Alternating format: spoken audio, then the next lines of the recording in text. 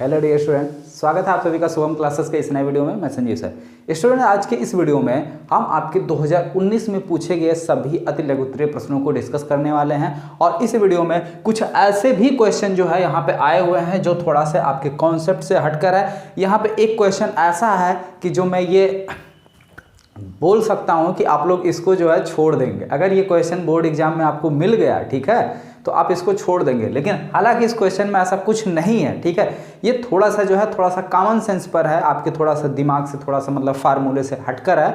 अगर आप सोच ले गए तो क्वेश्चन काफ़ी ईजी है, अदरवाइज जो है ये क्वेश्चन जो है आप लोग छोड़ दोगे, ये मुझे पता है। तो इस क्वेश्चन को देखने के लिए जो है इस टाइप का कोई भी क्वेश्चन आए, चाहे आपका 1 नंबर में पूछा जाए या 2 नंबर में पूछा जाए, आप आसानी से कर ले जाएंगे। इसके लिए आप वीडियो को लास्ट तक बिना स्किप किए हुए देखते रहिए। सारी चीज़ें A to Z आपको अच्छे समझ में आ जाएगी। क्योंकि कहा जाता है student, there is no shortcut of success, ठीक है। सफलता का कोई शॉर्टकट नहीं होता है, ठीक है। तो सारी चीज़ें बिल्कुल देखते रहिए A to Z।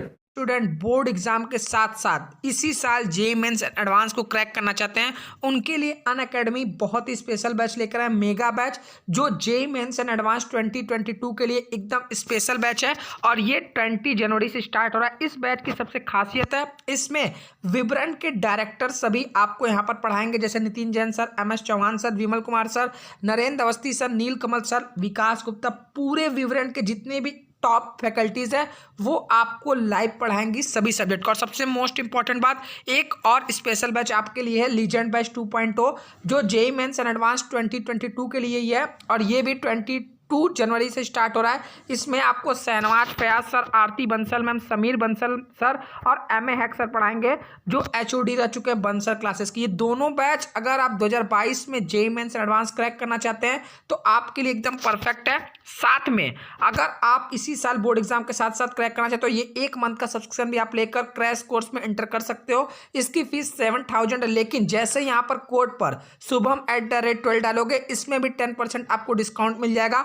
और 1 मंथ आप क्रैश कोर्स कर जेईई मेंस एंड एडवांस में अच्छा परफॉर्मेंस कर सकते हो। लेकिन जो स्टूडेंट 1 साल पूरा अच्छे से तैयारी करना चाहते हैं, उनके लिए 12 मंथ का ये कोर्स है, जो अभी बहुत ही कम प्राइस पे चल रहा है। लेकिन इस पे भी आपको 10% और एक्स्ट्रा डिस्काउंट मिलेगा जैसे ही आप शुभम@12 एंटर करोगे, ठीक है। जितने भी स्टूडेंट देख रहे हैं, अगर आप इंटरेस्टेड हो तो आपको कोई प्रॉब्लम आ रही है तो डिस्क्रिप्शन में जो आपको एक मेल ID दे रहा हूँ उस पर आप मेल कर सकते हो कि सर हमें इस बैच में इनरोल करना है, हमें ये प्रॉब्लम आ रही है। चलिए स्टूडेंट, वीडियो को स्टार्ट करते हैं। यहाँ पे देखिए पहला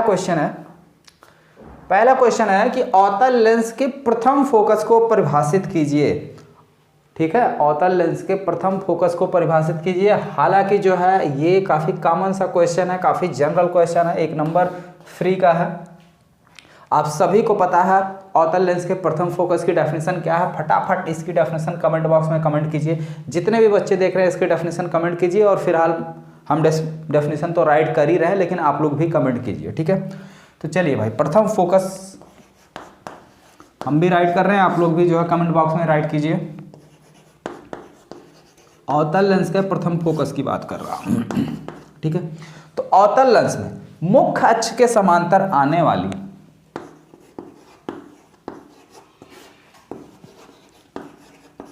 मुख्य अक्ष के समांतर आने वाली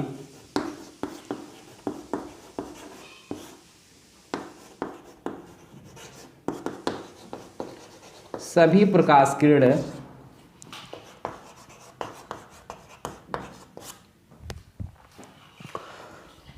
अपवर्तन के पश्चात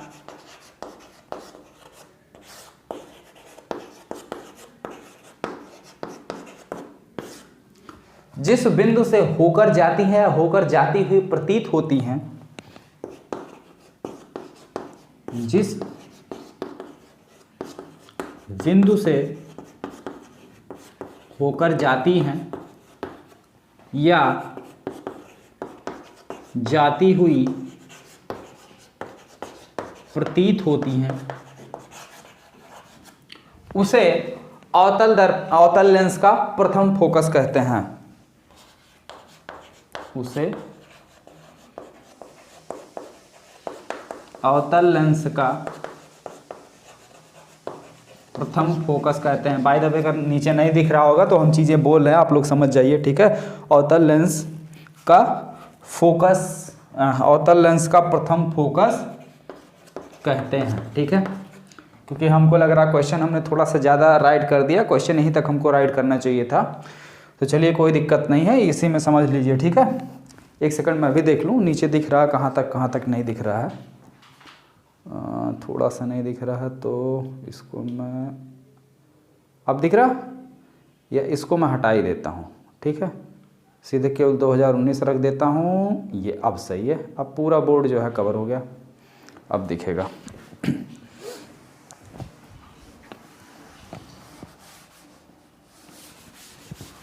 ठीक, चलिए ये हो गया। और अब जिस क्वेश्चन की मैं बात कर रहा था, ठीक है, कि वो क्वेश्चन है जो आप लोग जो है जिसको देखते ही आप लोग छोड़ने का मन करेगा कि इसका क्या, दो आवेशित क्षैतिज प्लेट जिनके बीच की दूरी 2 सेंटीमीटर है। तो इस तरीके से दो आवेशित क्षैतिज प्लेट हैं, एक प्लेट 1 है एक प्लेट 2 है। ठीक, दो आवेशित क्षैतिज प्लेट है और इनके बीच की जो डिस्टेंस है d वो कितना है, 2 सेंटीमीटर। कितना है, 2 सेंटीमीटर।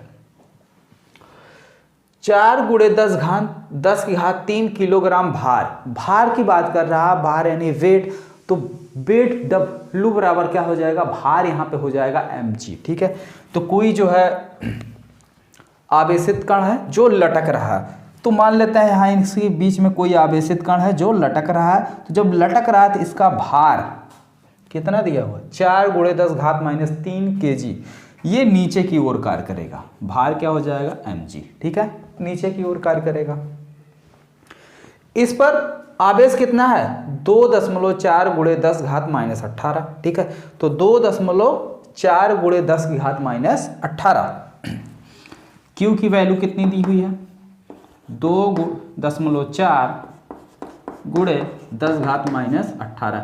ये आपको Q की वैल्यू दी हुई है, यहाँ पे देखिए, ये जो यहाँ पे आवेश है आपका। ठीक है, स्थिर होकर लटक रहा है, तो दोनों प्लेटों के बीच विभवांतर ज्ञात कीजिए। अब ये आवेश पे जो भार हमारा mg कार्य कर रहा है, ये इसको नीचे लाने की कोशिश करेगा, लेकिन क्वेश्चन कह रहा है कि ये स्वतंत्रता पूर्वक लटक रहा है या लटक रहा। कोई चीज ऐसे जो है टिकी कब रह सकती है, जब इसका भार नीचे mg, ठीक है, और भार के बराबर कोई फोर्स जो है ऊपर की ओर लगेगा। जब दोनों आपस में बराबर होंगे तब जाके ये जो है टिका रह जाएगा। या आप लोग सिंपली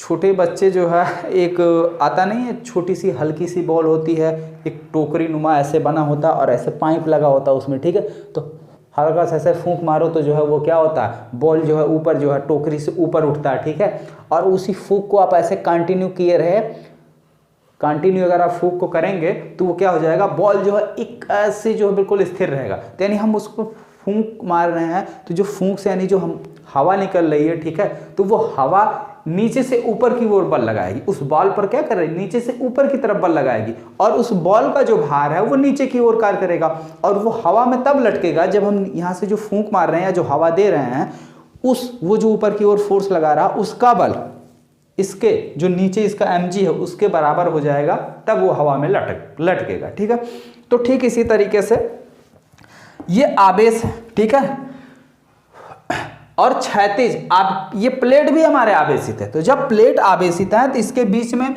एक वैद्युत क्षेत्र जनरेट होगा E।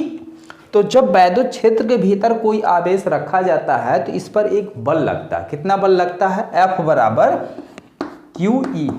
कितना लगेगा, QE, ये इतना बल लगेगा, और ये बल इस आवेश पर ऊपर की ओर लगेगा।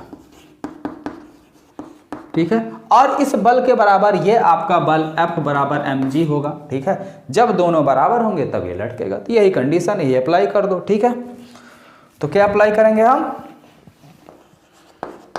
QE बराबर mg, तो E बराबर mg/q। ठीक है, और E बराबर क्या होता है, V/d।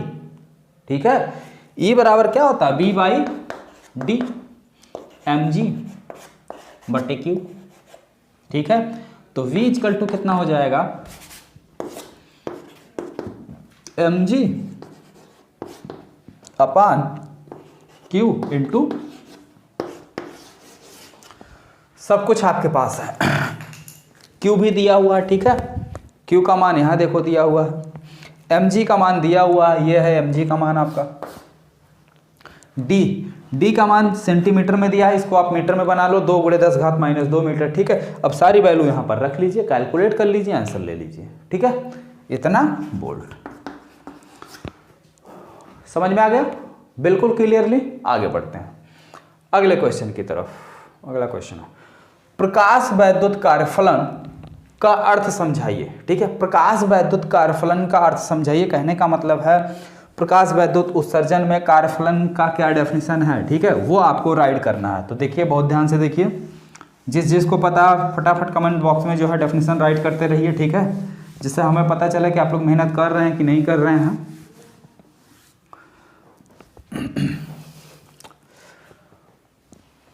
कार्यफलन,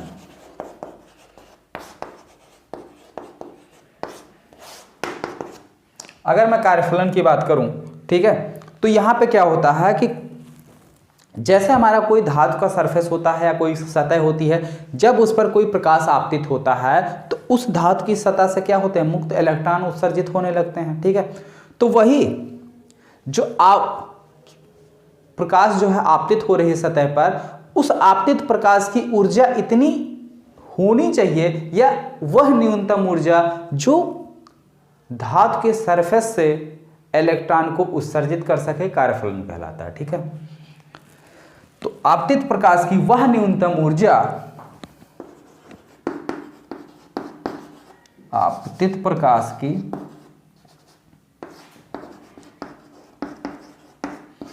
वह न्यूनतम ऊर्जा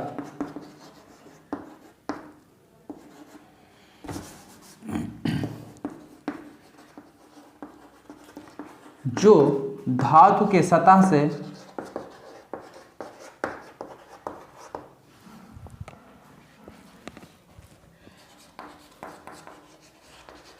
मुक्त इलेक्ट्रॉन को उत्सर्जित कर सके, क्या कर सके, उत्सर्जित कर सके, कार्यफलन कहलाता है, कार्यफलन कहलाता है, ठीक है। थोड़ा सा नीचे लिखना पड़ रहा है, तो नीचे जो है लिखने मतलब सही से बनता नहीं है, ठीक है। तो बाकी सारी चीज़ें ऐसा तो नहीं है कि आप लोग समझ नहीं पा रहे होंगे, ठीक है, मैं बोल भी रहा हूँ। चलिए आगे बढ़ते हैं अगले क्वेश्चन की तरफ। अगला क्वेश्चन है एक कूलम में कितने आवेश होते हैं। ये देखिए, बड़ा बेसिक सा क्वेश्चन है, ठीक है, बहुत ही बेसिक सा क्वेश्चन होता है। कितने होते हैं फटाफट बताओ। चलिए देखते रहिए। Q बराबर होता क्या है, यानी जहां पे N क्या है, नंबर ऑफ इलेक्ट्रॉन, N क्या है, नंबर ऑफ इलेक्ट्रॉन, तो Q बराबर होता है N। Q का मान दिया 1 कूलम, N आपको निकालना है, E की वैल्यू कितनी होती है, 1.6 × 10⁻−19। N आपको निकालना है, इससे गुणा इस साइड आएगा, भाग हो जाएगा, तो N इक्वल टू क्या हो जाएगा, 1/1.6 × 10⁻−19, ठीक है, × 10⁻−19, क्लियर। और इसकी वैल्यू होती है लगभग 16×5 = 80, 16 × 6 = 6.25 × 10⁻18, ठीक है। तो 6.25 × 10⁻18 के आसपास जो होता है, आप लोग चेक कर लीजिए क्या ये सही है। चलो हम ही चेक कर दे रहे हैं, नहीं तो बोलोगे सर जी सब काम हम ही से करवाते हैं, ठीक है। चलो कर दे रहे हैं। N = 10⁻−19 ऊपर जाएगा +19 हो जाएगा, 10⁻19 नीचे 1.6, ठीक है। ये हो जाएगा,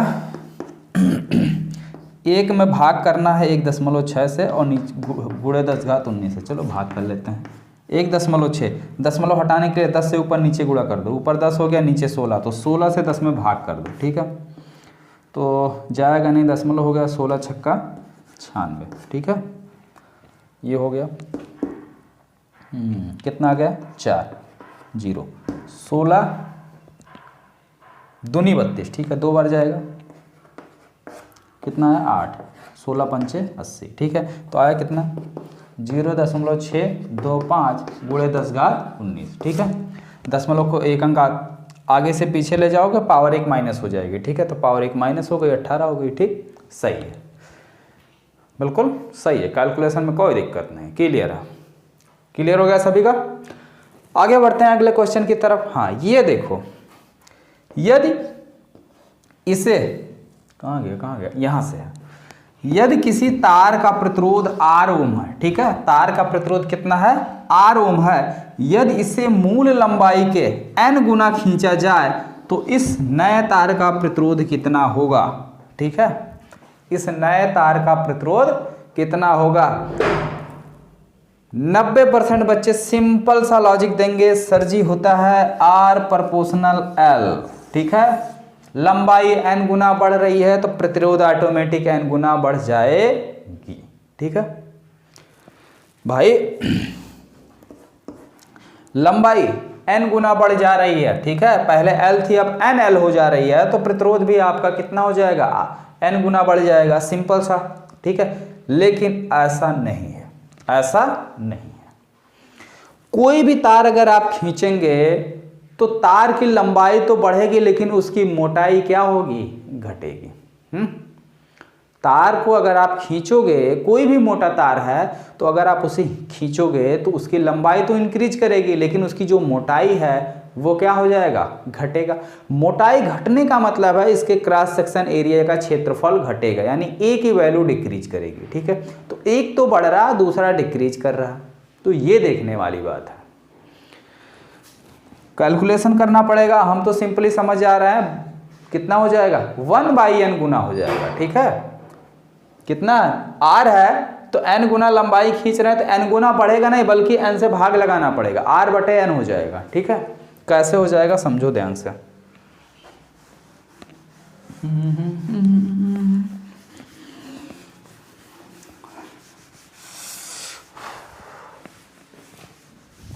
जब इस ठंड में ठंड लगे तो थोड़ा बहुत हल्का हल्का गुनगुना लिया करो, गर्मी आ जाया करेगी, ठीक है। हल्का हल्का मन में गा लिया करो। हमें तो बहुत अच्छा गाना वाना आता नहीं तो हम तुम लोगों को खुद ही गा के सुना दिया करें। चलो, माना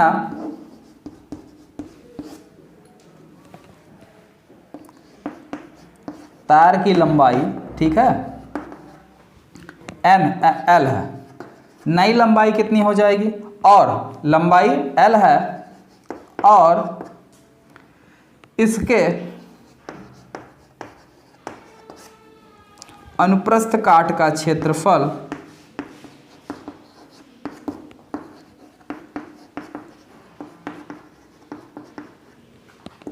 A है, ठीक है। लंबाई L है, अनुप्रस्थ काट का क्षेत्रफल कितना है, A है, तो इसका वॉल्यूम कितना हो जाएगा, तो तार का आयतन कितना हो जाएगा,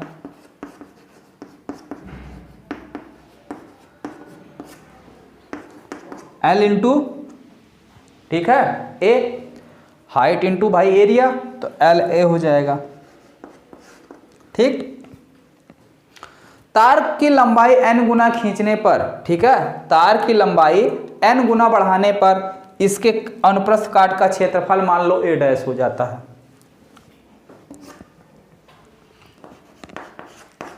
तार की लंबाई n गुना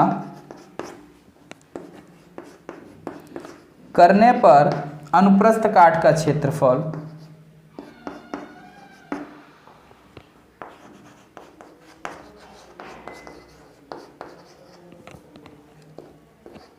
A डैश हो जाता है।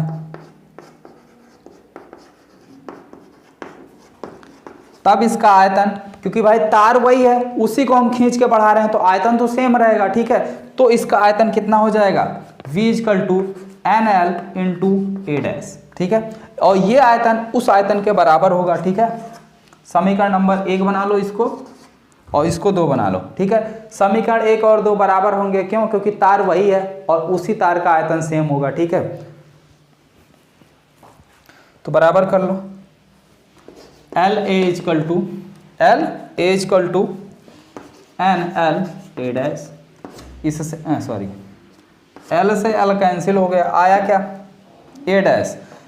तो A डैश = कितना हो गया, A/N, A/n, ठीक है, A/n। चलो अब तार का प्रतिरोध का जो फार्मूला होता है उसको लिखिए।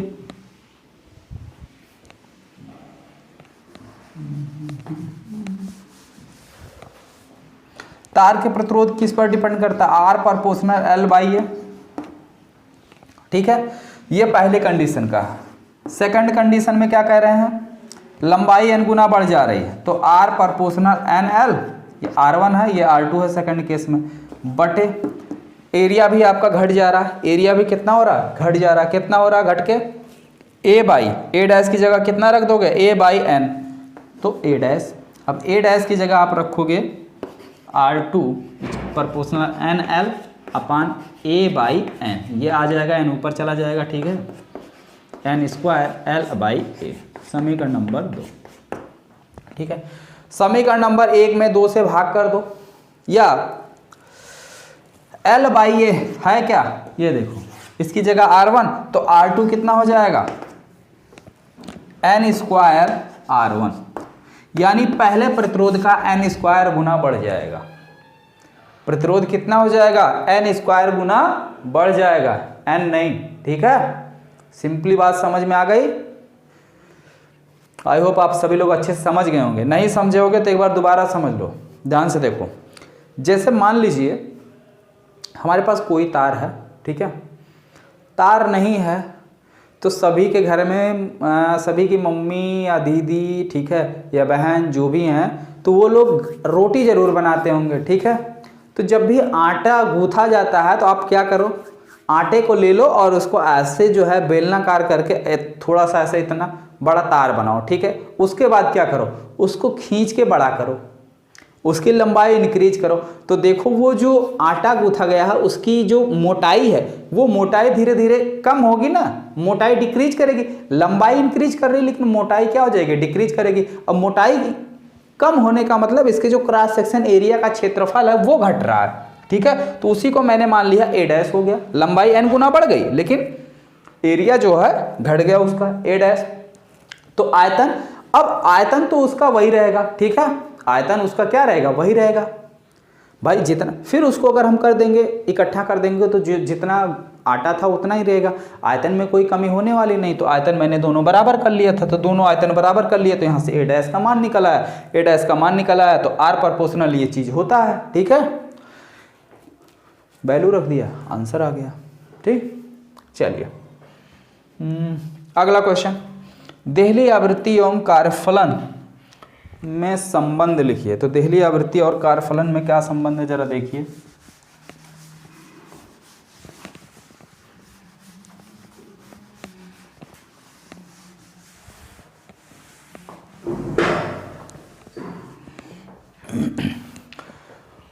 देहली आवृत्ति की परिभाषा अभी भी आपने सीखा, देहली आवृत्ति क्या है, और सॉरी कार्यफलन अभी मैंने डिस्कस किया, बच गया आपका देहली आवृत्ति। देहली आवृत्ति क्या है कि आपतित प्रकाश की वह न्यूनतम आवृत्ति जिससे वह प्रकाश इलेक्ट्रॉनों को उत्सर्जित कर सके या फोटो इलेक्ट्रॉन उत्सर्जित हो सके, देहली आवृत्ति कहती है। और इसे ν0 से प्रदर्शित करते हैं। कैसे प्रदर्शित करते हैं? ν0 से। और यदि कार्यफलन हमारा W हो तो W = हो जाएगा h ν0, यही संबंध है, ठीक, समझ गए अच्छे से। चलिए आगे बढ़ते हैं अगले क्वेश्चन की तरफ। एक्स किरण के 2 उपयोग लिखिए। भाई एक्स किरण के तो आप लोग से पूछा गया है 2 उपयोग लिखिए, ठीक है। तो एक्स किरणों के बहुत सारे ऐसे 2 उपयोग हैं जो आप लोगों को पता होंगे, आप लोग आसानी से लिख भी सकते हैं, ठीक है। तो चलिए सभी लोग बताइए एक्स किरणें के कौन कौन से उपयोग हैं। 2 उपयोग बताइए। अरे पहला तो सिंपली जो है चिकित्सा के क्षेत्र में किया जाता है, ठीक है। अरे भाई एक्सरे खींचा जाता है, सबको पता है, ठीक है। और जो एक सेकंड किसी को कॉल आ रहा, ठीक है। तो एक्स किरण के हमें 2 उपयोग करना था। तो पहला तो जो है आप लोग सिंपली समझ ही रहे हैं कि चिकित्सा के क्षेत्र में जो हड्डियां टूटी हैं कि नहीं टूटी हैं, एक्सरे से उसका पता लगाया जाता है। दूसरा जो इसका उपयोग है, इसका उपयोग जो है मेट्रो स्टेशनों वगैरह पे जो है विस्फोटक पदार्थ का पता लगाने के लिए किया जाता है, ठीक है। एक्सरे का प्रयोग जो है विस्फोटक पदार्थ, अरे वो स्कैन करते नहीं है, उसमें से एक्सरेज ही निकलती है। आज पूरा साफ साफ दिखता है कि हाँ भाई कोई विस्फोटक पदार्थ तो नहीं है। तो वही 2 यूजेज लिखने थे, 2 इसके यूजेज हो गए। नेक्स्ट क्वेश्चन है किरचॉफ का धारा नियम लिखिए। तो किरचॉफ का धारा नियम पूछा है, ठीक है। तो किरचॉफ के जो धारा नियम की बात है, तो किसी संधि पर आने वाली समस्त धाराओं का बीजगणितीय योग शून्य होता है। ये इसका सिंपल सा रूल है या सिंपल सा नियम है, ठीक है। हाँ, कुछ बच्चे कमेंट्स कर रहे थे सर एक क्वेश्चन छूट गया, कला संबंध स्रोत से आप क्या समझते हैं ना, ये क्वेश्चन छूट गया। चलिए होमवर्क में ले लीजिए, इसका आंसर बताइए आप लोग कमेंट बॉक्स में कमेंट करके। अब छूट गया तो ये समझ लीजिए आपके लिए है, ठीक है। छूट गया तो आपके लिए, आप लोग इसका जो है आंसर है नीचे कमेंट बॉक्स में कमेंट करके बताइए। और अब हम कल जो है डिस्कस करेंगे आपके 2020 में पूछे गए सभी अतिलघुत्तरीय प्रश्नों को, ठीक है। ओके स्टूडेंट, तो आप सभी लोग को वीडियो आई होप पसंद आई होगी, तो वीडियो को लाइक कर दीजिए और अपने दोस्तों में भी अधिक से अधिक शेयर कर दीजिए। और अगर आप चैनल पर नए हो तो चैनल को सब्सक्राइब करके बेल आइकन का बटन भी दबा लीजिए, जिससे हमारी आने वाली हर एक नए वीडियो का नोटिफिकेशन आपको मिलता रहे। Okay, thank you.